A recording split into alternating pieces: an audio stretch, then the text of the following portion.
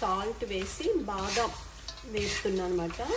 చాలా బాగుంటుంది. ఇందులో కొంచెం బటర్ కూడా వేసాను.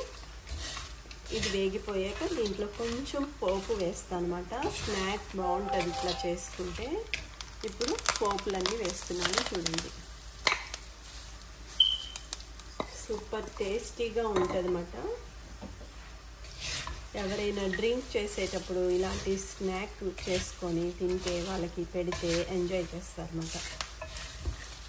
డ్రింక్ అంటే హాట్ డ్రింకే కాదు, ఏ డ్రింక్ అయినా కూడా మనకి ఏమీ తొయ్యనప్పుడు ఇట్లా స్నాక్ చేసుకుంటే చాలా బాగుంటుంది. బాదాంతో ఇట్లాంటి హెల్తీ స్నాక్ చేసుకోండి. ఇవాళ దీపావళి కదా, అందుకనే చేసానమాట. చూడండి ఎంత బాగున్నాయో, క్రిస్పీగా కూడా ఉంటాయి అన్నమాట. చిన్న మంటలోనే వేపుకోవాలి.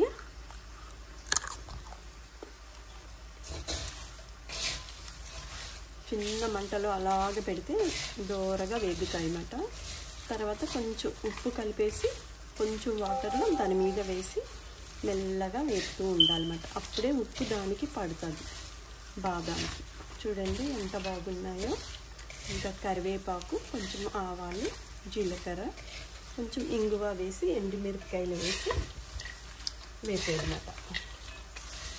రెడీ అయిపోయింది. మనం ఈ మిరపకాయతో కూడా తినేయచ్చు అన్నమాట. చాలా టేస్టీగా ఉంటుంది. సూపర్. ఇప్పుడు నేను ఇందులో వేస్తున్నాను సర్వింగ్ బౌల్లో. చూడండి రెడీ అయిపోయింది బాదాం స్నాక్.